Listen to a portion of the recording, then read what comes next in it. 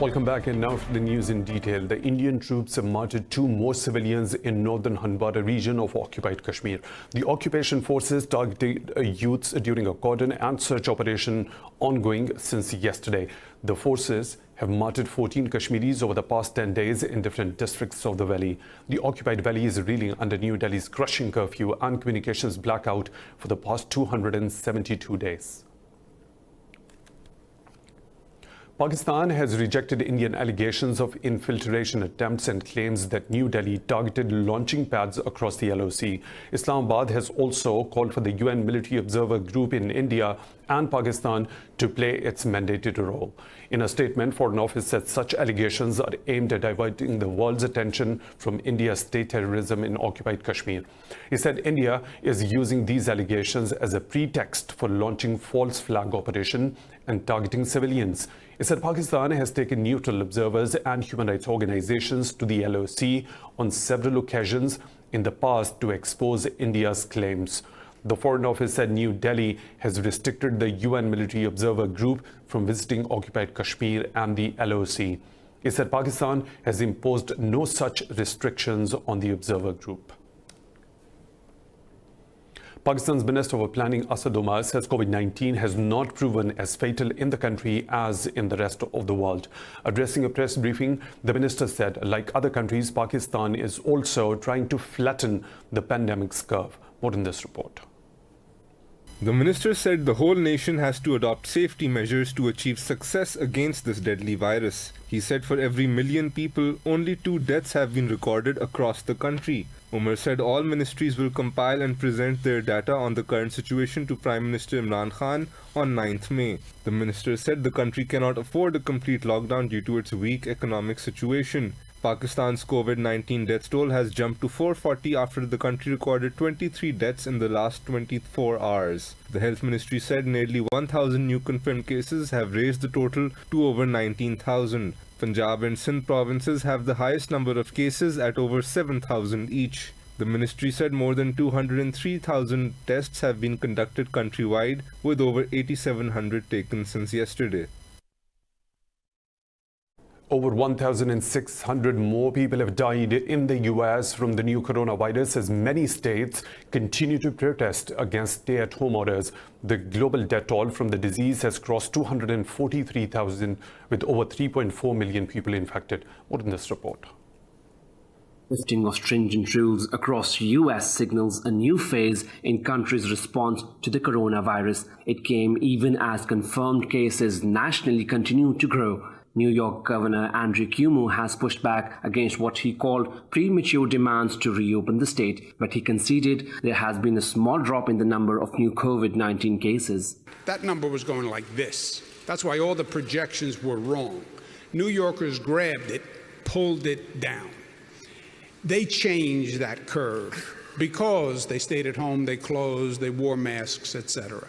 With Spain gradually relaxing its tough lockdown, masks have been made compulsory on public transport in the country. France has extended state of emergency till June 24th and made quarantine and isolation compulsory for visitors. À vivre avec le virus. The next few weeks and months will be about learning how to live with the virus. That is what the draft law presented during the Council of Ministers by the Prime Minister meeting today is preparing. This bill extends the state of emergency until July 23rd because it is of absolute necessity. It is the guarantee that we will be fully able to react quickly and efficiently to the evolution of the health situation. Vite et efficacement. But Australia's state of Victoria recorded its highest increase in COVID-19 cases in weeks as part of the country began easing distancing rules. Meanwhile, China has reported only 2 new coronavirus cases, of which one is imported and the other is local. No deaths have been reported in the mainland for over 2 weeks now. The Indian government has booked Delhi Minorities Commission Chairman Zafarul Islam Khan with sedition charges. Delhi police have registered an FIR against Khan, allegedly for prompting enmity between different religious groups. The government said Khan has been charged for making a provocative comment to cause disharmony and create a rift in society. Earlier in a tweet, Khan thanked Kuwait for supporting Indian Muslims against Islamophobia. The Commission chairman said Hindutva extremists will not care about the persecution of Muslims in India. He said Indian Muslims have not yet officially complained to the Muslim world. If this happens, radicals will face an avalanche. Khan says he stands by his words and will not delete his message on Twitter. The Taliban say the US must honor its obligations under Doha peace deal. In a statement, spokesperson Zabiullah Mujahid said the path to a resolution in Afghanistan lies in the implementation of the agreement. Zabiullah Mujahid said Washington must not harm the current environment with pointless and provocative statements. This comes after US forces in Afghanistan said they will respond if the Taliban continue to increase attacks. In a Twitter post, spokesperson Sonny Leggett said US forces want the peace process to move forward. He said, reducing violence is an absolute necessity and is up to the leaders of all the military forces, including Afghan forces, the Taliban and the coalition. The Afghan government says it has released 98 more Taliban prisoners as part of its efforts towards peace and battling COVID-19. In a tweet, a National Security Council spokesperson Javed Faisal said inmates were freed based on their age, health and length of remaining sentence. The spokesperson said the step is being taken under President Ashraf Ghani's order to comply with the Doha peace deal. The Kabul administration earlier released 300 Taliban prisoners to pave the way for intra-Afghan talks. Meanwhile, the Taliban have released 100 Afghan soldiers and officials to fulfill their end of the bargain. The prisoner swap was the first step scheduled to be taken between Taliban and Kabul under the Doha deal. The Afghan government has accused Iranian guards of torturing and throwing Afghan migrants into the river to prevent their entry into the country. The Afghan Foreign Ministry said initial assessment suggests at least 70 Afghans were trying to enter Iran from bordering Herat province. In a statement, the ministry said the workers were pushed into Harirud river basin shared by Afghanistan, Iran and Turkmenistan. Doctors at Herat District Hospital said they had received bodies of 5 drowned migrants. However, the Iranian consulate in Herat has denied the allegations of torture and subsequent drowning of migrants. In a statement, the consulate said Iranian border guards have not arrested any Afghan citizens.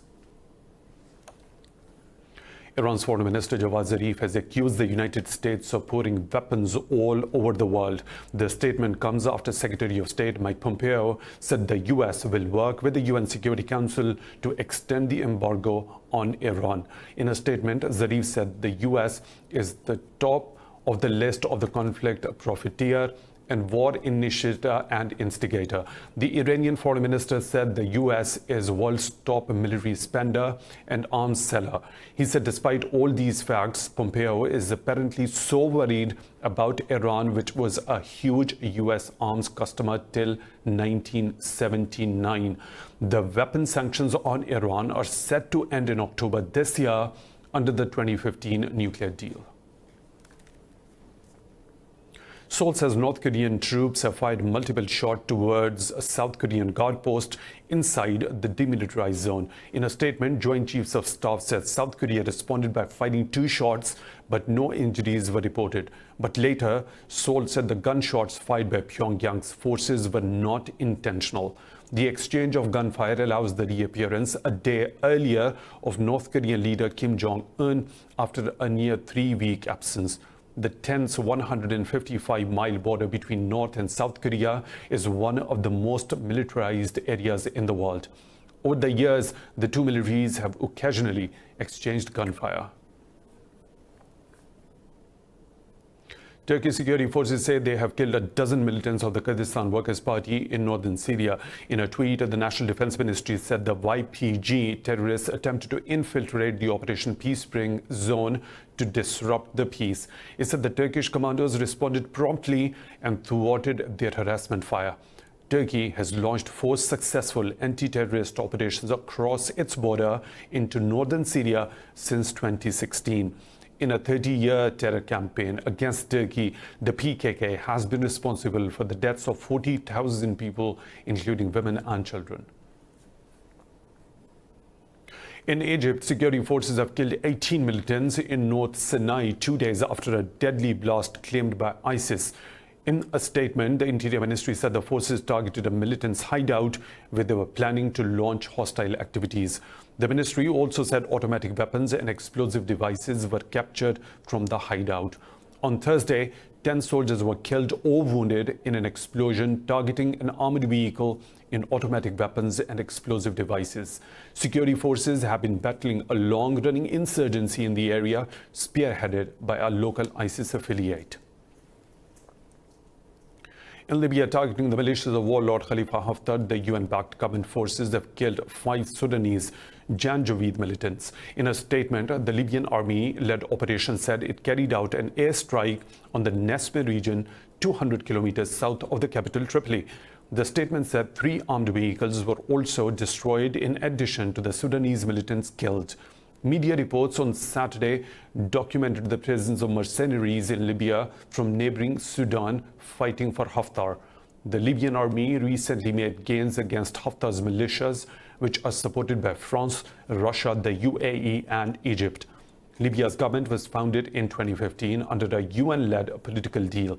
Since April 2019, the government has been under attack by Haftar's forces based in eastern Libya. Israel's Supreme Court has begun a 2-day hearing to determine whether Prime Minister Benjamin Netanyahu will be allowed to form a new government. In a rare move, an expanded panel of 11 justices hears the arguments, and the session is aired live due to its significance. Netanyahu and Gantz signed an agreement last month to form a unity government. The petition requests the court to nullify the deal and bar Netanyahu from leading the government, citing criminal proceedings against him. Netanyahu's corruption trial is due to start on May the 24th after he was formally charged for bribery, fraud and breach of trust in January. Meanwhile, hundreds of people protested against the coalition deal in Tel Aviv as they oppose keeping Netanyahu in power after corruption charges. If the court strikes down the coalition deal, it can lead Israel to a 4th consecutive election in just over 12 months.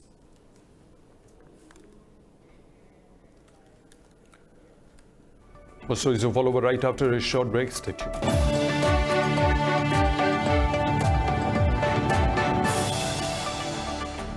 Welcome back. Over 1,800 families have become homeless in western Kenya after the river Nizonia burst its banks. Local media says 116 people have died due to the rains and flooding across 29 counties so far. Kenya's Red Cross said locals have carried their belongings away from submerged houses on boats and motorbikes. Meanwhile, a water bus carrying 20 people also capsized in the Osanja region in western Kenya due to strong winds caused by storms and rains. Police said speedboats responded to a distress call from the lake region and managed to save all of the passengers. Kenya is in its rainy season, which lasts from March to May. Journalists around the globe are observing World Press Freedom Day today under the theme Journalism Without Fear or Favor. National and the local celebrations for the day will take place, which includes online debates and workshops. This year, UNESCO's World Press Freedom Day conference in the Netherlands has been delayed until October due to COVID-19. In his message, UN Secretary General Antonio Guterres said media has a crucial role in helping people make informed decisions. Journalists and media workers are crucial to helping us make informed decisions. As the world fights the COVID-19 pandemic, those decisions can make the difference between life and death. On World Press Freedom Day, we call on governments and others to guarantee that journalists can do their jobs throughout the COVID-19 pandemic and beyond. As the pandemic spreads, it has also given rise to a second pandemic of misinformation, from harmful health advice to wild conspiracy theories. India's economy is reeling from the impact of COVID-19 pandemic. Both the government and the tourism sectors are incurring heavy losses, while daily wage earners continue struggling to survive. More in this report. The COVID-19 pandemic has had a major impact on the Indian garment sector, with exports coming to a complete stop. Manufacturers, traders and workers have all been hit hard, and warehouses are full of finished product with no demand. People associated with the industry have been left with no income. The situation is very grave right now because of the coronavirus. All the orders that we have stand cancelled in today's date, and the order we have in Mumbai that has also been cancelled. I have been thinking about how to get the stock now. Much like the rest of the world, the Indian tourism sector is also in tatters. The upcoming season looks like very bleak. The CM has already stated that next season might start only in December. So if it starts in December, I don't think there is hardly anything to be for the tourism season. Meanwhile, the country's most impoverished citizens are struggling to survive. Migrant workers stranded in big cities when the lockdown was announced are still struggling to reach home. Some groups are trying to cash in on the tragedy using human trafficking techniques. We have found that 18 people from Maharashtra were travelling to Lucknow, and they were found inside the truck. They were being taken in a very insensitive manner. We have shifted them to appropriate facility and sent the vehicle to police station and registered a first information report. India has reported more than 35,000 cases and 1,147 confirmed deaths from the virus. On Friday, the government announced the lockdown would be extended by another 2 weeks after 4th May. With strict lockdowns, the new coronavirus pandemic has postponed or cancelled a lot of entertainment, sports and other events across the world. But there are certain celebrations that probably cannot wait, so people have come up with alternatives to arrange such events. This report will tell you more. Ma Jialun and Zhang Yitong were to get married in October, but the pandemic has put their plan on hold. Not expecting to arrange a big ceremony in the foreseeable future, they said yes when entertainment startup approached them with an online wedding proposal. The couple exchanged vows in a 2-hour ceremony attended only by organizers and camera crew, but streamed live to families, friends, and around 500,000 viewers. I think we do have a little regret because there is a difference between posting messages online and communicating face-to-face at the site. But through this online wedding, we can share our happiness with more people that we don't know of, which I think is very meaningful. Most of the events, including political meetings, birthday celebrations, and chess tournament, have been going virtual for the last few months. The online wedding organizer believes the outbreak may have started a new lifestyle. It's not just bringing a wedding ceremony online. It has become an online lifestyle. After the outbreak, we were forced to move part of our life online. For example, we have online classes and we get married online. It has become an online lifestyle. I think going online will be the new normal for us in the future. China, where the virus emerged first, has eased the majority of restrictions and relaxed rules on quarantine amid dwindling cases.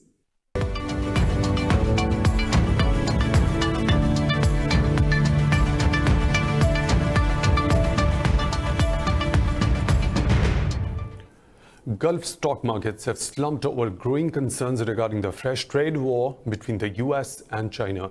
Investor sentiments have also dampened over downward revision in ratings of the regional companies and economies. Saudi Arabia's Tadawul index is trading nearly 6% lower after international rating agency Moody's revised Saudi Arabia's outlook to negative. Dubai's DFM index has lost 4%, while Abu Dhabi's ADX is trading over 2% lower.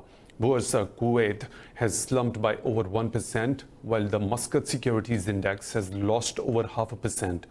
Qatar Stock Exchange has also lost 0.75%, while Bahrain's benchmark index remains unchanged.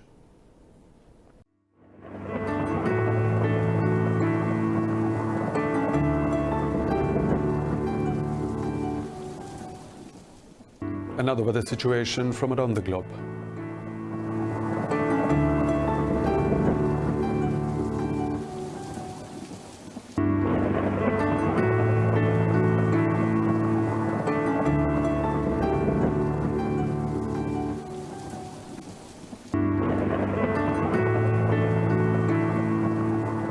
And that's all for now. For the latest updates, you can follow us on social media at Indus News.